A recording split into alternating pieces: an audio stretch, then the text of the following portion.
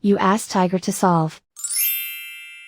This deals with linear equations with one unknown. The final result is p equals -65/4. Let's solve it step by step. Simplify the expression. Expand the parentheses.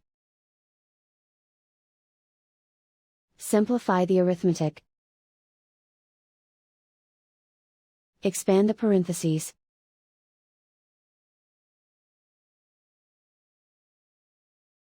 Multiply the coefficients. Simplify the arithmetic. Group all constants on the right side of the equation. Add 40 to both sides. Simplify the arithmetic.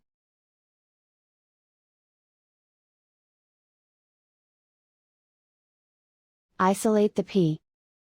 Divide both sides by -4. Cancel out the negatives.